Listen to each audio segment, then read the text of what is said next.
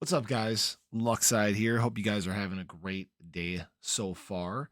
Want to talk to you a little bit today about what Pulsechain is and why it could actually be the Ethereum 2.0 killer.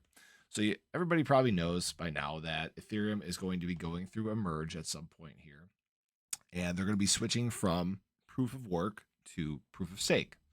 Well, it has come out, and I think it's been said before, that this merge is not expected to lower gas fees.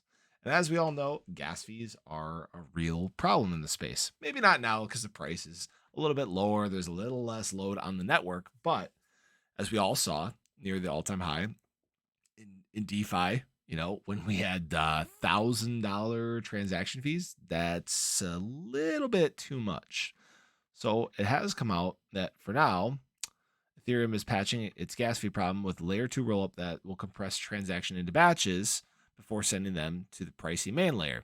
In practice, layer 2s such as Uniswap and Arbitrum help lower the user borne cost of Ethereum based transactions. Well, unless they don't, right? Ethereum hopes to permanently lower gas fees on its main layer after the merge through sharding, which would split the network into smaller pieces and distribute data settlement more efficiently. The surge as the transition to sharding is known as slated to happen sometime in 2023. Though that may be an optimistic estimate, the merge has been delayed 6 times since 2017. So obviously, we found out now that the merge is expected to happen in September. Okay, that's their new announced date. Will that happen? I have no idea. There's tons of delays that are happening all over development and stuff like that. Now, you may want to know what's this logo right here, right? So this is Pulsechain. So what is Pulsechain? Pulsechain is actually a layer 1 fork of Ethereum. So it's actually a little more like Binance chain, but um, yeah, it's actually going to be copying the entire Ethereum system state. So what that means is if you have an ERC20 or I believe any of the ERCs, right? It is actually going to be copying them onto Pulsechain. So imagine you have some Shiba Inu token, right? And Pulsechain launches, you are going to get an exact copy of your Shiba Inu tokens on the Ethereum network. Now, that doesn't necessarily mean that they're going to be the same value, but you will now have essentially twice as many coins, right?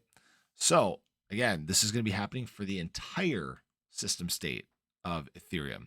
So, one of the things that Pulsechain is preaching, obviously, is lower transaction fees, because obviously, like I said, transaction fees are a serious issue.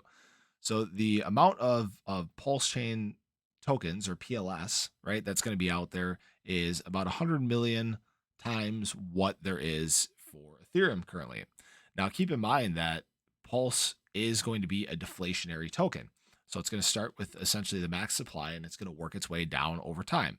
And the way it does that is through its transactions. There's going to be a burn mechanism on there where part of the supply is burned as time goes on. So it's basically supposed to be a more energy efficient version of Ethereum. It's going to be proof of stake instead of proof of work. So obviously, what Ethereum is trying to finish over or switch over to, it's created by Richard Hart, the creator of Hex. There's a bunch of devs working on it right now.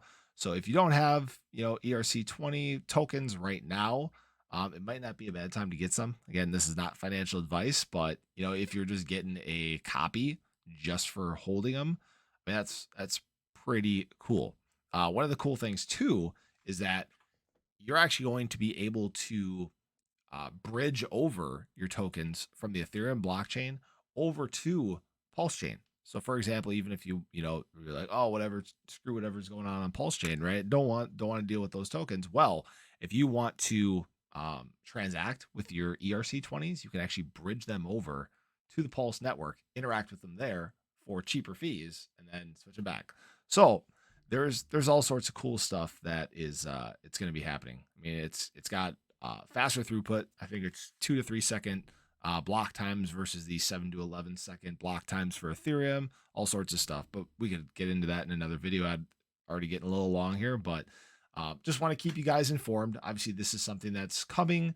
It was supposed to launch in May, but again, also delayed. Right? There's tons of delays that happen in development. But again, this is not financial advice. You can do your own research. I definitely recommend that you do it, but I'm just trying to keep you informed because in that way you can keep luck on your side, just like me. Now, again, if you haven't already, feel free to hit that like button, smash the subscribe. More videos coming your way daily, tons of them. Hopefully this was good information for you, and I guess we'll catch you in the next one.